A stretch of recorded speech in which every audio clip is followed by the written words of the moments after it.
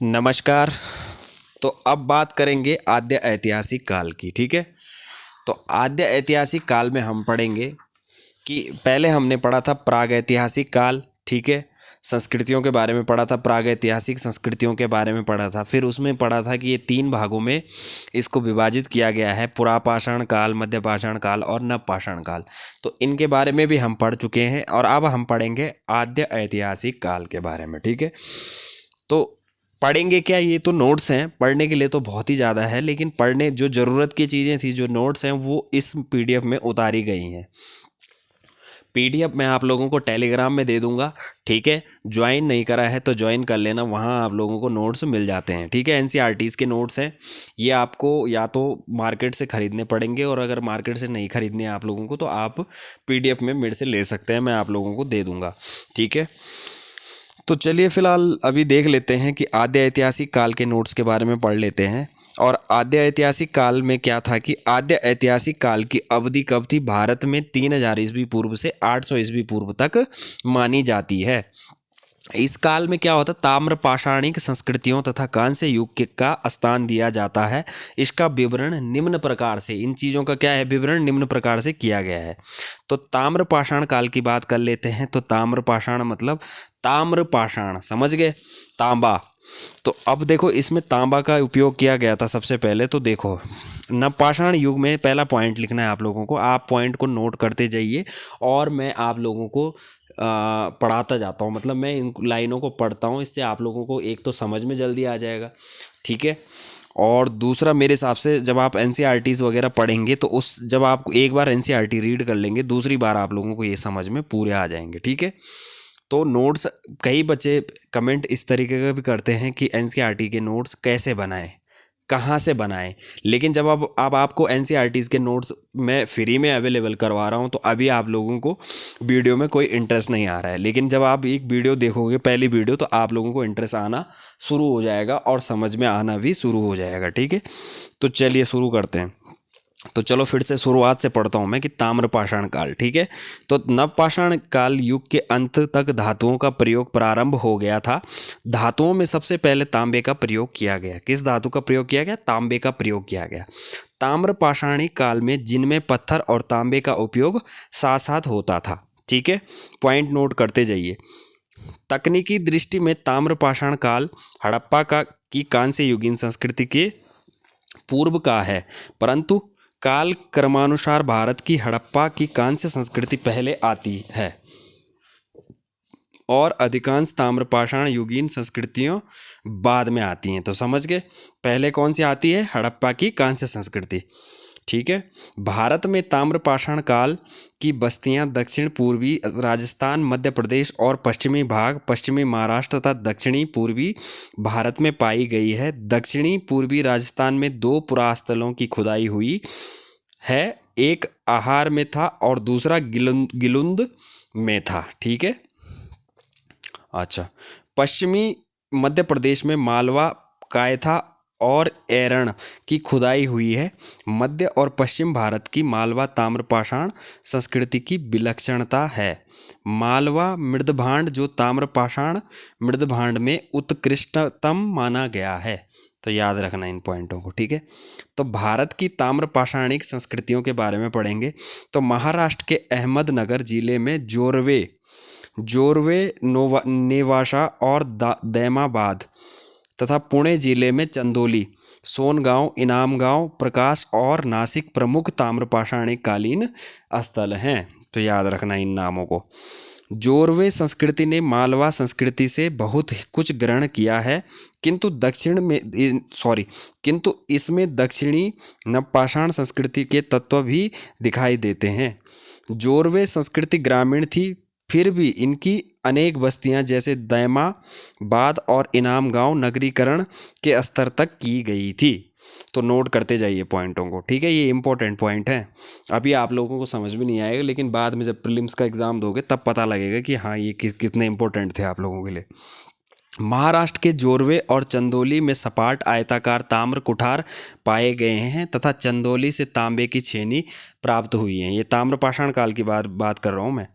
दैमाबाद की ख्याति बड़ी संख्या में कांसे की वस्तुओं की उपलब्धि के लिए है।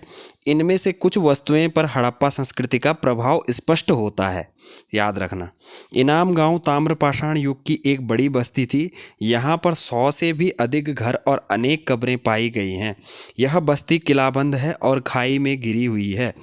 ताम्रपाषाण युग के लोग प्राय पक्की ईंटों से परिचित नहीं थे, याद रखना, ठीक है। ताम्रपाषाण के लोग जो थे वो पक्की ईंटों से परिचित नहीं थे। अनेक ताम्रपाषाण स्थल प्रयागराज जिले के विंध्य क्षेत्र में प्राप्त हुए हैं। पूर्वी भारत में गंगा तटवर्ती चिरांद के अतिरिक्त बर्धमान जिले के पांडु राजार टिब्बी और पश्चिम बंगाल में वीरभूमि जिले में महिषादल उल्लेखनीय है, ठीक है। बिहार में सेनुआर, सोनपुर और ताराडीह तथा पूर्वी उत्तर प्रदेश में खैराडीह और नरहन प्रमुख ताम्रपाषाणिक स्थल हैं। आहार संस्कृति के लोग से ही धातु कर्म जानते थे। आहार का प्राचीन नाम ताम्बवती अर्थात तांबा वाली स्थान है। आहार संस्कृति का काल 2100 से और 1500 ईस्वी पूर्व के मध्य माना जाता है और गिलुंद उस संस्कृति का स्थानीय केंद्र माना जाता है। अच्छा, नवदा टोली एरण और नगदा में पाई गई मालवा संस्कृति 1700 से 1200 ईस्वी पूर्व हड़प्पा संस्कृति में पृथक मानी जाती है। मालवा और राजस्थान में मिली सरूद शैली में बनी मिट्टी की वृषभ मूर्तिकाएं यह सूचित करती हैं कि वृषभ सांड धार्मिक पंथ का प्रतीक था, याद रखना। तिथि क्रमिक दृष्टि से गणेश्वर स्थल विशेष रूप से अवलोकनीय है। यह राजस्थान की खेतरी ताम्रपट्टी के सीकर जुझुनू क्षेत्र के तांबे की समृद्ध खानों के निकट स्थित है। इन नामों को याद रखना आप लोग। गणेश्वर के जमाव को 2800 से 2200 ईस्वी पूर्व तक का माना जाता है, इसलिए इसकी बहुत सी वस्तुएं परिपक्व हड़प्पा संस्कृति से पूर्व की हैं। राजस्थान के कालीबंगा और हरियाणा की बनावली की प्राक हड़प्पीय अवस्था स्पष्टता ताम्रपाषाणिक है और पाषाण युग के कुछ कृषक समुदाय सिंधु नदी के बाढ़ वाले मैदानों की ओर बढ़े। उन्हें वहां कांसे का तकनीकी ज्ञान प्राप्त हुआ और वे नगरों की स्थापना में सफल हुए। भारत के मध्य और पश्चिम क्षेत्रों में पाषाण संस्कृतियां 1200 ईस्वी पूर्व से 1000 ईस्वी पूर्व तक आते आते समाप्त हो गई। इनमें केवल जोरवे संस्कृति 700 ईस्वी पूर्व तक जीवित रही। अच्छा, अब कृषि तथा व्यवसाय के बारे में बात कर लेते हैं कि ताम्रपाषाण काल की कृषि और व्यवसाय कैसा था। तो ताम्रपाषाण काल के लोग काले व लाल रंग के बर्तन प्रयोग में लाते थे। इनका प्रयोग लगभग 2000 ईस्वी पूर्व से व्यापक रूप में होने लगा। दक्षिण पूर्वी स्थान राजस्थान, पश्चिमी मध्य प्रदेश, पश्चिमी महाराष्ट्र और अन्यत्र रहने वाले ताम्रपाषाण युग के लोग मवेशी पालते थे और खेती करते थे। वे गाय, भेड़, बकरी, सूअर और भैंस आदि रखते थे तथा हिरण का शिकार करते थे। यहाँ पर ऊंट के अवशेष भी मिले हैं, तो याद रखना, ठीक है। अच्छा, सामान्यतः ताम्रपाषाणिक लोग घोड़े से परिचित नहीं थे। कुछ अवशेषों की पहचान घोड़े, गधे या जंगली गधे के अंग के रूप में की गई है। ताम्रपाषाणिक लोग गेहूं और चावल की खेती करते थे। इन मुख्य अनाजों के अतिरिक्त वे बाजरे, मसूर, उड़द, मूंग, मटर आदि कई दलहन की खेती भी करते थे। तो फसलों के नाम याद रखना। नवदा टोली के लोग बेर और अलसी भी उगाते थे। दक्कन की काली मिट्टी में कपास की पैदावार होती थी। निचले दक्कन में रागी, बाजरा और इस प्रकार के अन्य अनाजों की खेती होती थी। अच्छा, पूर्वी भारत में बिहार और पश्चिमी बंगाल में मछली पकड़ने के कांटे, बंसी मिले हैं। यहाँ चावल के साक्ष्य भी मिले हैं। महाराष्ट्र में कपास, सन और सेमल के रुई से बने धागे भी मिले हैं। इससे यह सिद्ध होता है कि ताम्रपाषाण के लोग वस्त्र निर्माण में सुपरिचित थे। ताम्रपाषाण काल में पूर्वी भारत चावल उगाता था तो पश्चिमी भारत जौ और गेहूं के लिए प्रसिद्ध था। अच्छा, संस्कार एवं पूजा पद्धति के बारे में बात कर लेते हैं कि महाराष्ट्र में ताम्रपाषाणिक लोग मृतक की अस्थियों को कलश में रखकर अपने घर में फर्श के नीचे उत्तर दक्षिण स्थिति में दफनाते थे। कब्र में मिट्टी की हड्डियां और तांबे की वस्तुएं रखी जाती थी, जो परलोक के सिद्धांत की पुष्टि करती है। मिट्टी की स्त्री मूर्तियों से प्रतीत होता है कि ताम्रपाषाण युग के लोग मातृ देवी की पूजा करते थे। ठीक है, स्त्री मूर्तियां जो थी उससे क्या प्रतीत होता था कि मातृ देवी की पूजा करते थे वो। ठीक है, तो ये चीज़ याद रखना। बाकी पीडीएफ मैं आप लोगों को टेलीग्राम में दे दूंगा। अच्छा, ताम्र पाषाण काल अवस्था का महत्व पढ़ लेते हैं कि जलोढ़ मिट्टी वाले मैदानों और घने जंगल वाले क्षेत्रों को छोड़कर प्राय देश भर में ताम्र पाषाण संस्कृतियों के अवशेष मिले हैं। ठीक है, सभी ताम्र पाषाण समुदाय चाकों पर बने काले व लाल मृद भांडों, ये मृद भांड है। ठीक है, मृद भांडों का प्रयोग करते थे। चित्रित मृद भांडों का सबसे पहले प्रयोग ताम्रपाषाण युग के लोगों ने ही किया था। चित्र से बने हुए मिट्टी के बर्तन जिनमें चित्र बना रहता था। ठीक है, अच्छा, दक्षिणी भारत में नवपाषाण अवस्था अलक्षित रूप से ही ताम्रपाषाण अवस्था से परिणत हो गई अतः इन संस्कृतियों को नवपाषाणिक ताम्रपाषाण संस्कृति का नाम दे दिया गया। ठीक, अच्छा, सर्वप्रथम ताम्रपाषाण युग के लोगों ने ही प्रायद्वीपीय भारत में बड़े बड़े गांव बसाए थे और नवपाषाण लोगों ने विषय में यह ज्ञात है कि ये अनाज अधिक उगाते थे। ठीक है, इनके बारे में ये ज्ञात है कि ये क्या करते थे, अनाज अधिक उगाते थे। मध्य प्रदेश में कायथा और ऐरण की और पश्चिमी महाराष्ट्र में इनाम गांव की बस्तियां किलाबंद हैं। ठीक है, महाराष्ट्र में मृतकों को उत्तर दक्षिण दिशा में रखा जाता था, किंतु दक्षिण भारत में पूर्व पश्चिम दिशा में। ठीक है, अच्छा, पश्चिम भारत में लगभग संपूर्ण समाधान प्रचलित था, जबकि पूर्वी भारत में आंशिक समाधान प्रचलित था। याद रखना। ठीक है, अब बात कर लेते हैं कि ताम्रपाषाण संस्कृतियों की दुर्बलताएं और गैरिक मृद भांड की अवस्थाओं के बारे में बात कर लेते हैं। ठीक है, तो ताम्रपाषाण युग के लोग मवेशी पालते थे और उन्हें अपने घरों में ही रखते थे। वे पशुपालन मांस के लिए करते थे।